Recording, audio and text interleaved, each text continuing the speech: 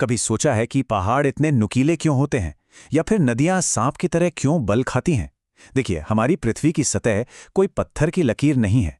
ये तो एक बहुत बड़े कैनवस की तरह है, जिसे कुदरत की ताकतें हर पल, हर लम्हा तराश रही हैं और एक नया आकार दे रही हैं। तो आज हम इसी सफर पर निकलेंगे। हम देखेंगे कि आखिर वो कौन सी ताकतें हैं जो हमारी दुनिया को ये रूप देती हैं। बहते पानी की शक्ति से लेकर हवा और बर्फ की कलाकारी और समंदर की कभी न रुकने वाली हलचल तक सबको समझेंगे। ठीक है, तो चलिए इसे समझना शुरू करते हैं। असल में सारी कहानी सिर्फ दो प्रक्रियाओं के इर्द गिर्द घूमती है, जो हमेशा एक दूसरे के खिलाफ काम करती हैं। तो एक है अपरदन यानी इरोजन। इसका काम है चट्टानों और मिट्टी को घिसना, तोड़ना और अपने साथ बहा ले जाना। और दूसरी है निक्षेपण यानी डेपोजिशन। ये उसी बहाकर लाई गई सामग्री को किसी नई जगह पर जमा कर देती है। तो बस एक तरफ तोड़ने वाली ताकत है और दूसरी तरफ बनाने वाली। धरती पर दिखने वाली हर एक चीज इन्हीं दोनों की खींचतान का नतीजा है। अब बात करते हैं धरती के सबसे बड़े और सबसे मेहनती शिल्पकार की। जी हां, बहता हुआ पानी। जरा पानी की ताकत देखिए। ये एक गॉर्ज है। इसका सबसे अच्छा उदाहरण अमेरिका का ग्रैंड कैनियन है, जहां एक नदी ने लाखों सालों तक चट्टानों को काट काट कर एक बहुत बड़ी और गहरी घाटी बना दी। और यह होता कैसे है? बहुत ही सीधी सी प्रक्रिया है। एक नदी पहले जमीन में नीचे की तरफ काटना शुरू करती है, जिससे एक वी शेप की घाटी बन जाती है। और जब हजारों लाखों साल बीत जाते हैं, तो यही कटाई इतनी गहरी हो जाती है कि वो एक संकरी खाई या गॉर्ज की शक्ल ले लेती है। अच्छा, अब यहाँ कुछ और मजेदार हो रहा है।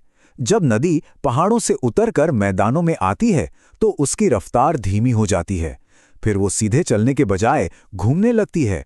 इन्हीं बड़े बड़े मोड़ों को विसर्प या मियांडर्स कहते हैं। जैसा कि इस डायग्राम में दिख रहा है, नदी मोड़ के बाहरी किनारे को तो काटती है और अंदरूनी किनारे पर मिट्टी जमा करती जाती है। इसी से ये मोड़ और भी घुमावदार होते जाते हैं। लेकिन रुकिए, पानी सिर्फ तोड़फोड़ नहीं करता, वो बनाता भी है। जब इसकी रफ्तार कम होती है, तो ये अपने साथ लाया सारा मलबा जमा कर देता है। इसी से जलोढ़ पंख, बाढ़ के मैदान और डेल्टा जैसी नई जमीन बनती है। डेल्टा इसका सबसे क्लासिक उदाहरण है। जब कोई नदी समंदर में मिलने वाली होती है, तो उसकी रफ्तार लगभग शून्य हो जाती है। फिर वो अपने साथ लाई सारी मिट्टी, रेत, सब कुछ वहीं जमा कर देती है। इसी से पंखे के आकार की एक बहुत बड़ी और उपजाऊ जमीन तैयार हो जाती है। चलिए, पानी का काम तो देख लिया।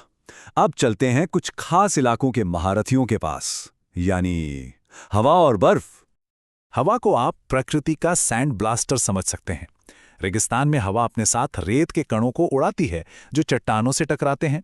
और क्योंकि भारी कण जमीन के ज्यादा पास उड़ते हैं, वो चट्टान के निचले हिस्से को ऊपर वाले हिस्से से ज्यादा तेजी से काटते हैं। और नतीजा, ये कमाल की मशरूम जैसी आकृतियां। और हवा की कारीगरी यहीं खत्म नहीं होती। वो याडांग जैसी लंबी धारदार चट्टानें भी बनाती है। और कभी कभी तो नरम चट्टानों को इस तरह से घिस देती है कि पत्थर में एक जाली सी बन जाती है, जिसे जालीदार शिला कहते हैं। ये हवा की मूर्तिकला का एक बेहतरीन नमूना है। और हाँ, अपरदन के साथ साथ हवा निक्षेपण भी करती है। बड़े बड़े रेत के टीले बनाना या फिर लोएस नाम की बारीक धूल की परत बिछाना, जो कि बहुत उपजाऊ होती है, ये सब भी हवा का ही काम है। अब आते हैं बर्फ पर। एक हिमनद या ग्लेशियर सिर्फ जमी हुई बर्फ का ढेर नहीं है। ये असल में बर्फ की एक बहुत धीमी रफ्तार से बहने वाली नदी है।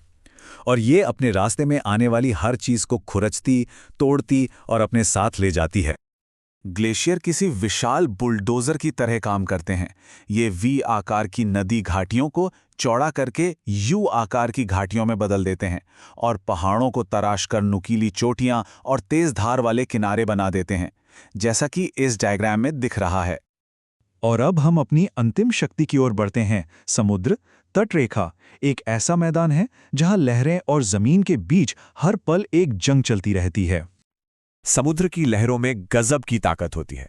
जब वो लगातार जमीन से टकराती हैं, तो चट्टानों को काटकर ऊंची ऊंची क्लिफ्स, गहरी गुफाएं, महलाब और अकेले खड़े पत्थर के खंभे, जिन्हें स्टैक कहते हैं, बना देती हैं। इसकी तो एक पूरी कहानी है।